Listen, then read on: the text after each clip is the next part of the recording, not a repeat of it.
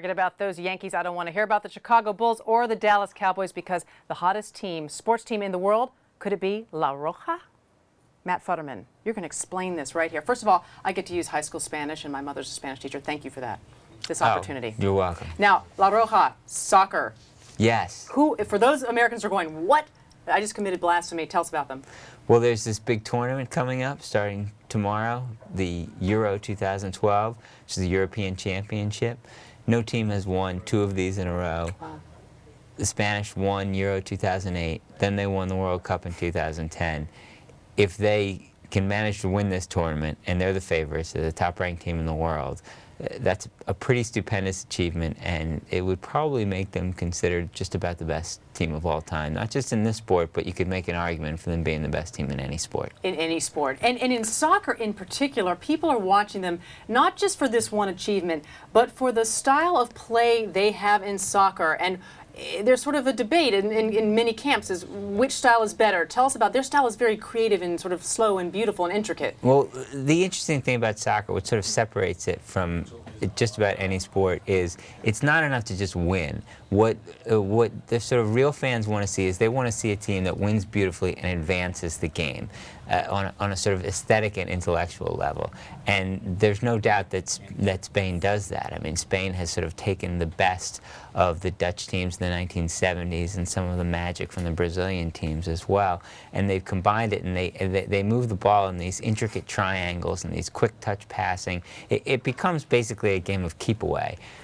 Where the other team, and forget about the other team not being able to score often, they can barely get their feet on the ball. What is the strategy, though, that can disrupt this style of play by Spain, and which team has the best chance of making that happen? Well, traditionally, what has worked a little bit is to become very physical with them and try and push them off the ball. And if you get whistled for a penalty, you get whistled for a penalty. B, also clog the middle of the field, and that's where they do a lot of their damage, attacking through the middle of the field. So if you can clog the middle of the field and cut off those passing channels, you have a hope. Also, you probably need a brilliant striker up front. So on those few chances you get to counterattack, you can do that. You'd have to look at the Netherlands with Robin van Persie and Arjen Robben as being a very dangerous team if they do get to face the Spanish. Now, I can already hear people on Twitter and in the comments section of your story fighting back on who they think is the best team ever, the best athlete ever. In America, I mean, let's look at some point in time for the Celtics. What about Michael Jordan when he played for the Bulls? What are some other possible greatest teams ever? Well, those were obviously very dominant teams. You had the Yankees that won 5 world championships from 1949 to 1953. You had the Dallas Cowboys that won 3 Super Bowls in the 90s. It had that great 4-year run. Didn't make the Super Bowl one year, though. So you have a number of candidates. People might say UCLA and their great basketball teams of the late 60s under John Wooden. Problem is they're playing college basketball, which is essentially minor league basketball.